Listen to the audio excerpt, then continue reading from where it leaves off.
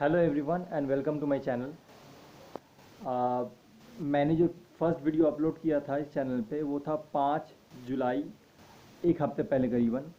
तो उस वीडियो में मैंने बताया था कि मेरी हेल्थ कुछ अच्छी नहीं जा रही थी। इसी वजह से मैं 7 दिन का जूस फास्टिंग करने का एक प्लान सुझाया था, मैं करना चाहता था। लेकिन मैं कोशिश किया। पहला दिन दूसरा दिन सही था, लेकिन तीसरे दिन जाते जाते प्रॉब्लम इतना बढ़ना शुरू हो गया कि I started craving food so much. और सच बताऊं तो ये मैं कॉन्फेस करना चाहता हूँ कि मैं 3 दिन के बाद उसको कंटिन्यू नहीं कर पाया। और मुझे इसको बताने में कोई झिझक नहीं है, क्योंकि पहले मुझे बहुत गिल्ट फील हो रहा था कि मैं 7 दिन का चैलेंज लिया लेकिन इसको मैं कंप्लीट नहीं कर पाया और 3 ही दिन के बाद मैं क्विट कर दिया।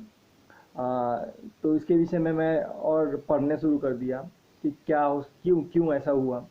तो मैंने थोड़ा बहुत रिसर्च किया। उसके बाद मुझे पता चला कि ये पहला किसी भी फास्टिंग में, जूस फास्टिंग हो या वाटर फास्टिंग हो या किसी भी तरीके से चेंज अगर तुम लाना चाहते हो अपने बॉडी में या अपने बिहेवियर में या हैबिट में, तो पहला कुछ दिन तुमको कष्ट देता है।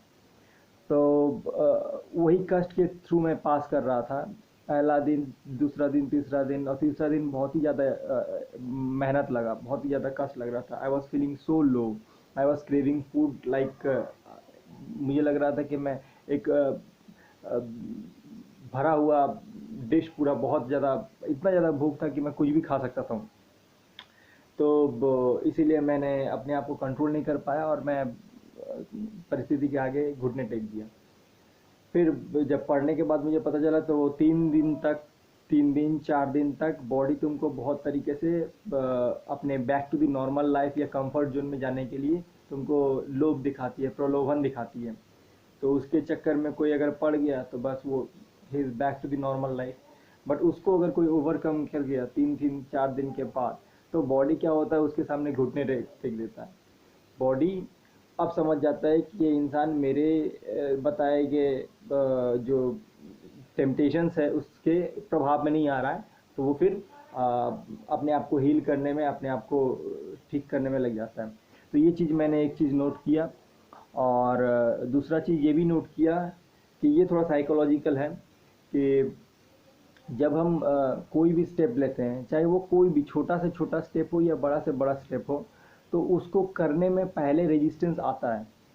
पहला कुछ दिन रेजिस्टेंस आएगा। और किसी भी काम को करने में पहला स्टेप होता है वो बहुत डिफ़िकल्ट होता है, बहुत ही ज़्यादा कठिन होता है। क्योंकि उसी स्टेप में आप पहला तो ये है कि आप उस स्टेप में आप अपने आप को परिवर्तन कर रहे हैं, एक नए हैबिट के साथ आप एकस्टम होने का कोशिश कर रहे हैं जिसके साथ आप पहले से परिचित नहीं हैं। ये नया एक एनवायरनमेंट है जिसमें आप अपने आप को ढालना चाहते हैं। ये पुराने हैबिट से अलग है, तो इसमें आपको ज़रूर कठिनाई का सामना करना पड़ेगा। लेकिन धीरे धीरे क्या होता है, जब आप अपने मन को स्ट्रांग बना लेते हैं तो वो कठिनाई जो है वो इजी होती जाती है और एक नया लाइफस्टाइल में आप तब्दील कर लेते हैं उसको। तो फर्स्ट इज़ कस्ट, फर्स्ट इज़ कस्ट। तो ये चीज़ मैंने मूल मंत्र सीखा, फर्स्ट इज़ कस्ट। और इसके बाद क्या है कि आज ऑलमोस्ट 7 डे हो गया है, 7वां दिन हो चुका है। लेकिन मैंने 3 दिन तक ही किया था, उसके बाद मैं नहीं कर पाया। लेकिन आज से मैं एक नया काम करने जा रहा हूँ, ये करूँगा, अपनी ज़िंदगी में उतारूँगा। तो नया चीज़ उतारूँगा कि हर संडे को मैं फास्टिंग करूँगा। और ये मैंने पहले भी किया है। फास्टिंग बहुत ज़्यादा डिफ़िकल्ट नहीं है और दिन में एक दिन फास्टिंग करना बहुत ज़्यादा कोई कठिन बात नहीं है। और उसके साथ साथ मैं क्या करता था कि अपना जो मील है उसको मैं घर में बताता नहीं था कि मेरा मील मत बनाओ, बनाओ। लेकिन मैं अपना मील को क्या करता था, हमारे पड़ोस में जो डॉग्स हैं, हमारे स्ट्रीट डॉग हैं, उसको दे आता था, या चींटी है उनको दे आता था।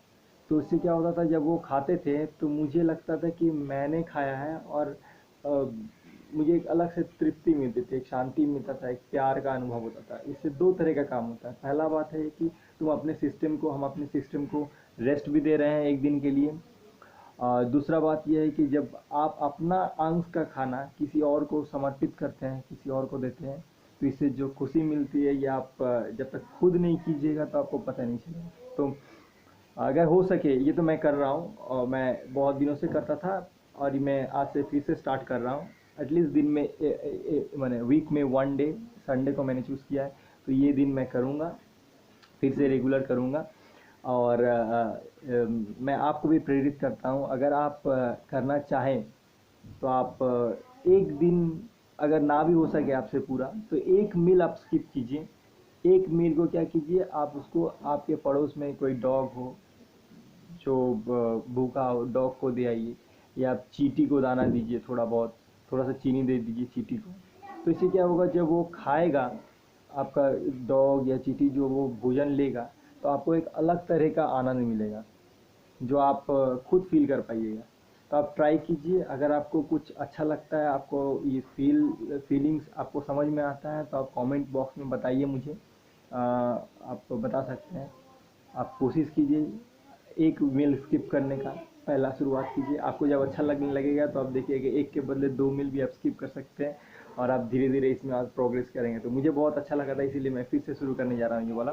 तो आज संडे है, प्लस मेडिटेशन करके हम लोग इस फीलिंग्स को और भी मैग्नीफाई कर सकते हैं। तो मेडिटेशन भी करने का मेरा ये है। और मैं अगले 7 दिनों तक फिर से मैं जूस एंड फ्रूट्स के ऊपर रहूँगा। अब मैं सिर्फ जूस नहीं बोल रहा हूँ, फ्रूट्स भी बोल रहा हूँ। तो ये करते हैं, लेकिन ग्रेन्स नहीं लेना है, जूस एंड फ्रूट्स के ऊपर रहूँगा। एंड अब मैंने सीख चुका हूँ कि क्या प्रॉब्लम है, तो होपफुली मैं इसको इस बार इसको कंटिन्यू कर पाऊँगा 7 दिनों तक। और इस 1 वीक के दरमियान मैं एक बुक भी पढ़ना चाहता हूँ। मैंने इस बुक के विषय में बहुत सुना है, लेकिन मैं ख़रीदा भी था पढ़ने के लिए, लेकिन पढ़ नहीं पाया, क्योंकि पहला 2-3 चैप्टर पढ़ने के बाद ही इसमें कुछ ऐसा एक्सपीरियंस बताया गया है जो मेरे पल्ले नहीं पड़ रहा था। तो मैंने उसको उठा के रख दिया था, क्योंकि तब तब का मेरा माइंड का जो कंडीशनिंग था, उस वक्त की कंडीशनिंग के अनुसार मैं इस बुक को एब्जॉर्ब नहीं कर पा रहा था, इस बुक के बताए हुए नॉलेज को। तो मैं फिर से इसमें इसको ट्राई करना चाहता हूँ, और एक वीक बाद मैं देखूँ कितना दूर तक पढ़ सकता हूँ। बहुत ही मोटा बुक है, ये है परमहंस योगानंद का ऑटोबायोग्राफी योगी। ये बहुत ही फेमस बुक है। मैंने ख़रीदा था इसको पढ़ने के लिए, लेकिन अभी तक फिनिश नहीं कर पाया हूँ। लेकिन इस बार मेरा टारगेट है इसको फिनिश करने का। तो अब देखते हैं एक वीक तक मैं कितना इस बुक को पूरी ख़त्म करने का मैं बात नहीं बोल रहा हूँ, क्योंकि बहुत ही थिक बुक है। करीबन 400-450 पेज का बुक है, और इसको बहुत अच्छी तरीके से एब्जॉर्ब करके पढ़ना है। तो देखते हैं कितना दूर तक मैं इसको कंप्लीट कर पाता हूँ। होपफुली नेक्स्ट वीक तक आशा करता हूँ ये कंप्लीट हो जाएगा मेरा। अगर हो जाता है तो मैं इसका आपको रिव्यू भी बताऊँगा। Okay, so thank you. आज का वीलॉग में इतना ही बताना था। Okay, thank you.